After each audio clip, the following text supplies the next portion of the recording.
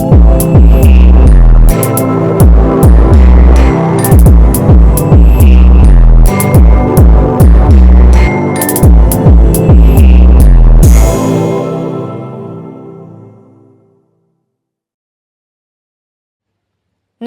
દર્શક મિત્રો, હું છું આશ્લેષા પટેલ અને આપ જોઈ રહ્યા છો અર્થ પડકાર ન્યૂઝ।